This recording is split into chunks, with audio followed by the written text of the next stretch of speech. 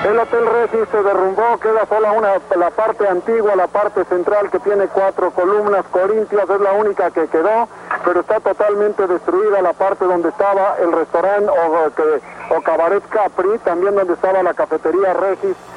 México se encuentra en una zona de alta sismicidad debido a la interacción de las placas tectónicas que se ubican por debajo. En el estado de Guerrero se produce alrededor del 25% de la sismicidad que ocurre en todo el territorio mexicano. La Ciudad de México cambió radicalmente a raíz del terremoto ocurrido en 1985. Los reglamentos y normas de construcción no eran lo suficientemente sólidos como para soportar un fenómeno de esta naturaleza en materia de estructuras. El aspecto que vive la Ciudad de México en este momento es el aspecto de una ciudad traumatizada, de una ciudad que ha sufrido uno de los movimientos telúricos de consecuencias más dramáticas en la historia de esta ciudad. El doctor Luis Esteban Maraboto, investigador del Instituto de Ingeniería, fue el primero en elaborar las normas de diseño sísmico en México, así como el análisis de confiabilidad estructural. Los resultados de estas investigaciones tuvieron importante repercusión mundial. Por primera vez, se tomaron en cuenta los indicadores cuantitativos de amenaza y riesgo sísmico para establecer criterios de diseño. El sismo me tocó vivirlo en mi oficina. Yo era director del Instituto de Ingeniería entonces y normalmente llego temprano. Entonces muy temprano me di cuenta de que había un movimiento que no sentía que fuera especialmente intenso, pero me llamó la atención que fue muy largo. 7 de la mañana, Chihuahua, 7 de la mañana, 19 minutos 42 segundos, tiempo del centro de México. Sigue temblando un poquitito, pero pues vamos a tomarlo con una gran tranquilidad. Vamos a esperar un segundo para poder hablar. Pues empezaron a llegar gentes de todo el mundo que también me venían a buscar, pues, estando de director del instituto y estando metido en esa área. Pues había mucha gente que le interesaba ver lo que había pasado en México. Entonces, una de las vivencias más importantes es que recibí mucha gente de todas partes del mundo. Antes del sismo del 85 yo trabajaba en diversas líneas relacionadas con la confiabilidad estructural, pero con una visión un poco más amplia. Incluso hubo veces en que llegué a hacer algo de viento o confiabilidad estructural ante cargas estáticas. Después del sismo de 85 mi atención se centró fundamentalmente en problemas relacionados con la confiabilidad ante movimientos sísmicos y cómo eso debería impactar las normas de construcción. Obviamente, lo primero que ocurrió después de eso es que se creó un comité para actualizar las normas y entonces hubo mucho trabajo que hacer en esa dirección. El doctor Luis Esteban Maraboto es sin duda uno de los pilares más importantes en el campo de la ingeniería sísmica. Los grandes avances se centraron en la creación del Centro Nacional de Prevención de Desastres, el Sistema de Protección Civil y el Subcomité de Normas de la Comisión de Reconstrucción del Área Metropolitana. El inicio de la investigación en instrumentación sísmica en México surge alrededor del año 1910, cuando se funda el Servicio Sismológico Nacional, que actualmente está operado por el Instituto de Geofísica de la UNAM. Su función se centra en el monitoreo del fenómeno sísmico, además de proporcionar datos e información sismológica básica de sismos ocurridos en el territorio nacional. Bueno, en 1985, la comunidad de ingeniería civil del país, y en particular los ingenieros de esta ciudad, suponíamos que teníamos una normatividad, un reglamento de construcciones muy de vanguardia. Reflejaba, sin duda, los conocimientos y la práctica mundial y la experiencia local. Repito, sentíamos que teníamos un muy buen documento actualizado. Sin embargo, la verdad es que la naturaleza en segundos nos hizo ver lo equívoco que estábamos, de tal suerte que fue para muchos de nosotros una sorpresa los efectos que tuvo un sismo ciertamente de una gran magnitud, pero que de acuerdo con esos antecedentes a que me refiero, pues no apuntaban que pudieran alcanzar tales intensidades en nuestra ciudad. Desde un inicio, la comunidad total del instituto nos abocamos a revisar las causas de esos efectos, a revisar muchos aspectos, tanto desde el punto de vista estrictamente sismológico, como los efectos estructurales y geotécnicos en la ciudad. Se reconoció muy claramente el efecto que tiene la presencia de un subsuelo muy blando, como es el que tenemos en la zona central, en la zona del lago de la Ciudad de México, y su gran amplificación que tiene en los movimientos sísmicos, que determinaron en buena medida y explicaron en buena medida la reacción muy fuerte que tuvieron, mejor dicho, el efecto muy fuerte que tuvieron en estructuras de mediana altura. Entonces, a partir de ahí, hemos estudiado, repito, desde muy diferentes ámbitos el efecto sísmico, y yo diría que destacaría de entre estos aspectos la actualización de las normas técnicas complementarias, ya sean de cimentaciones, de estructuras metálicas, en fin, de todas las normas que constituyen parte del reglamento y que reflejan o que reúnen ahí una serie de investigaciones muy diversas que se han realizado y que entonces, al plasmarse en una norma, pues son la pauta de lo que debe realizarse y cómo debe realizarse para mitigar el efecto sísmico en las estructuras. Después del sismo del 85, incluso después del sismo del 57, julio de 1957, el famoso sismo del Ángel, se emitieron de inmediato normas de emergencia. Entonces, en el 57 y en el 85 fueron normas de emergencia. Y de alguna manera, la versión del 87 pues fue precisamente como resultado, como reacción de lo que había ocurrido por el sismo. O sea, en buena medida fue algo obligado por el sismo, es muy claro, ¿no? Y desde luego fueron con unos enfoques mucho más conservadores, obviamente. En los años 60 se desarrollan los instrumentos conocidos como acelerógrafos, como consecuencia del temblor que azotó a la Ciudad de México en 1957, el llamado temblor del Ángel. Estos instrumentos nos proporcionan la variación de las aceleraciones en un lugar determinado, en función del tiempo. Usualmente registra movimientos producidos por temblores fuertes o con epicentros cercanos. Para 1985, el Valle de México contaba con 8 estaciones operadas por el Instituto de Ingeniería. Ahora existen más de 100 distribuidas a lo largo del Valle de México y son operadas por el CIRES, el Centro de Instrumentación de Registro Sísmico, el CENAPRED, el Servicio Sismológico Nacional, así como el Instituto de Ingeniería. Por otro lado, a finales de los años 90 surgen los mapas de intensidad sísmica, que representan con diferentes colores los distintos niveles de intensidad sísmica estimada en territorio nacional.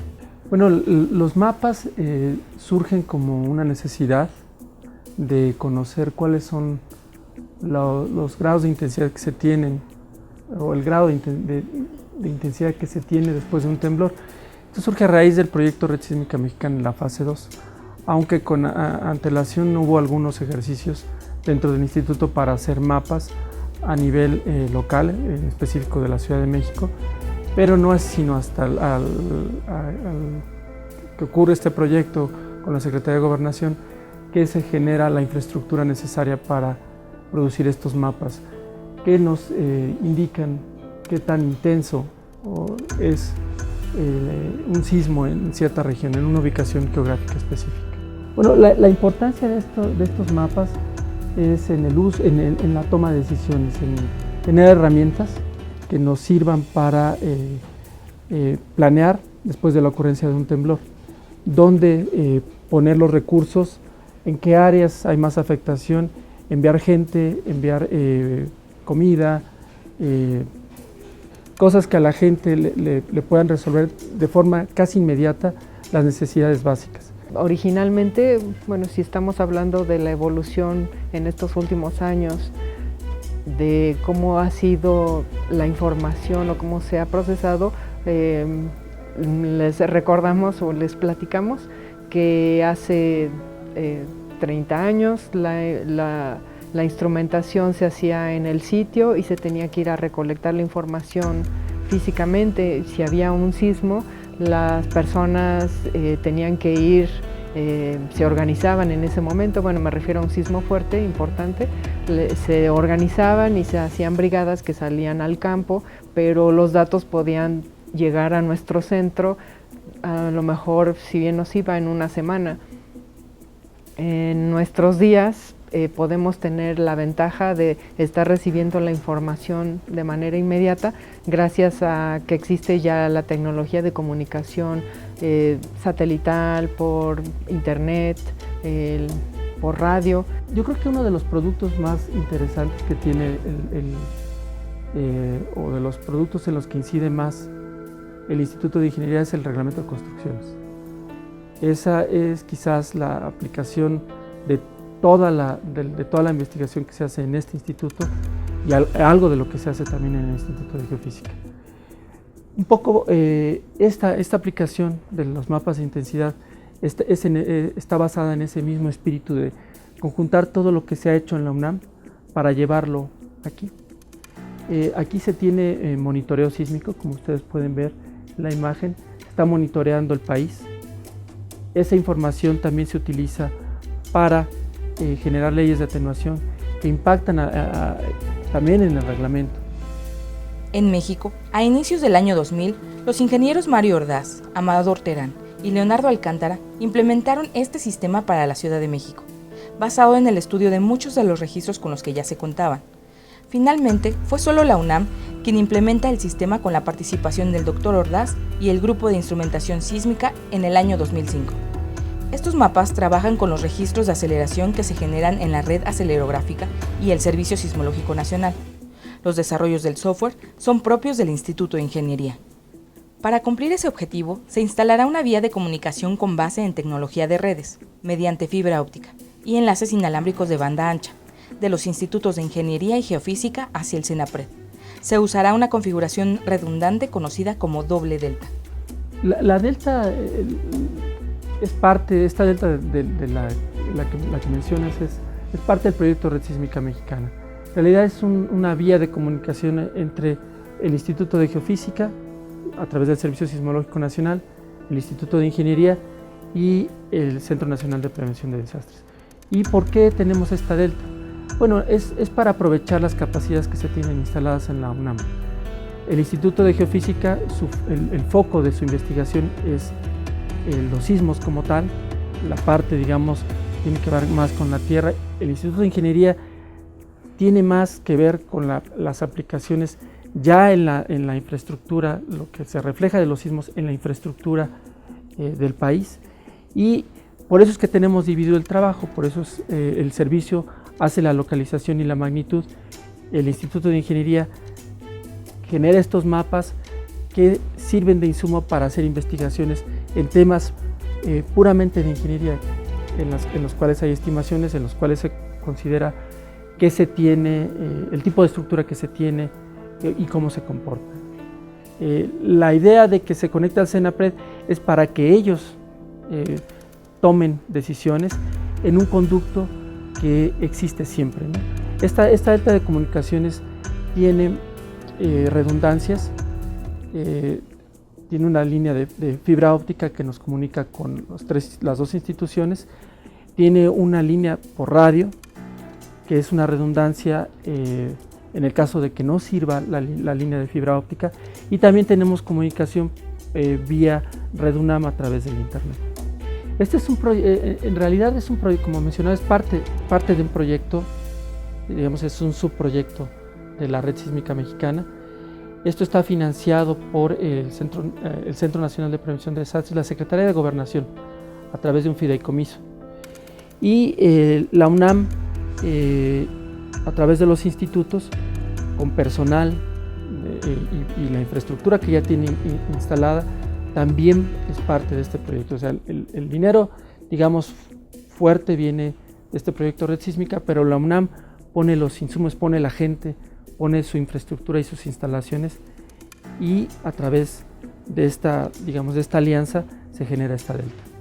Lo anterior establece una nueva cultura de la instrumentación sísmica en México, y varias instituciones se dan a la tarea de instalar estaciones acelerográficas en sitios que pueden ser severamente afectados por los eventos sísmicos. En particular, el Instituto de Ingeniería implementa un proyecto de expansión constante de su red, que permite mejorar la cobertura de registro sísmico, especialmente en la región costera del Pacífico mexicano. El ingeniero mexicano Emilio Rosenbluth, en su trabajo Sismo y Sismicidad en México, señaló que desde 1942, cuando se inicia el primer reglamento de construcción para el Distrito Federal, las normas específicas para prevenir el daño sísmico eran insuficientes. Para 1957, con el llamado Temblor del Ángel, ocurrido en la Ciudad de México, cuya magnitud fue de 7.5 grados, se crearon las normas de emergencia o nuevo reglamento de construcción. Sin embargo, con el paso del tiempo, estas se relajaron, y no fue sino hasta el año 1966 y 1976 que se efectuaron cambios significativos a la regulación. Con esas medidas se vivió el terremoto de 1985, y 2 años después, en 1987, se reestructuró el reglamento, y con ello se puso en evidencia la necesidad de contar con disposiciones de diseño estructural y especificaciones para el control de calidad de las estructuras. Asimismo, fueron evidentes las limitaciones de los métodos de análisis para pronosticar la respuesta de las estructuras durante terremotos. El invaluable trabajo del Dr. Roberto Meli, investigador del Instituto de Ingeniería, ha motivado una serie de transformaciones en reglamentos, códigos y procesos en la industria de la construcción, que lo han convertido en uno de los referentes obligados a nivel nacional e internacional en temas de sismos. Ese día y los siguientes, pues la mayor actividad y preocupación fue de organizar aquí en el instituto unas brigadas para la evaluación de los daños y para tratar de entender por qué ciertas estructuras se habían comportado bien, no habían tenido daños y por qué había habido tantos daños en otras. A las 2 semanas del sismo teníamos ya un informe bastante detallado sobre los tipos de daños, las causas de los daños y sobre las razones por las que en algunas zonas se habían concentrado los daños y en algunos tipos de estructuras. Todo eso se entregó a las autoridades y sirvió de bases para elaborar las normas de emergencia para la reparación y reestructuración de los edificios dañados y después para los siguientes reglamentos. Con los estudios posteriores, en el año de 87 se publicó ya una nueva versión del reglamento con el capítulo de diseño sísmico que estaba basado en las normas de emergencia, pero más completo y más detallado. Creo que ha contribuido el instituto al avance de manera importante en varios aspectos. Por mi parte, en mi opinión, el más importante ha sido el relacionado con el mejor entendimiento del tipo de movimiento, de las características del movimiento del suelo que se presenta durante los sismos en la ciudad y en cómo determinar las diferencias entre un sitio y otro. O sea, ahora, antes hablábamos de que había zonas, ahora tenemos información suficiente para que en cada sitio particular determinar cuál es el tipo de movimiento esperado y cuáles son los métodos de diseño que se deben usar para cada sitio. Estamos ahora por entregar al gobierno del Distrito Federal una propuesta de una nueva norma de diseño sísmico de las estructuras en el Distrito Federal, y en esas se han aumentado significativamente los requisitos, la intensidad del sismo que debe ser capaz de resistir a una estructura. Tras el sismo, el Dr. Roberto Meli organizó brigadas de revisión de las estructuras, y muchos de los que participaron en ese momento siguieron esta línea de investigación. Tal es el caso del Dr. Sergio Alcocer. Mi participación en la evaluación de las normas técnicas de construcción del Reglamento de Construcciones para el Distrito Federal ha sido en 2 campos. Primero, en el campo de las estructuras de mampostería, son las estructuras que normalmente se utilizan en nuestro país para la vivienda, en donde a través de estudios experimentales, de estudios analíticos, se han desarrollado nuevos criterios para el análisis, el diseño y la construcción de estructuras de mampostería, pues que derivan en que en su uso se apliquen a las miles de viviendas que se construyen en el país.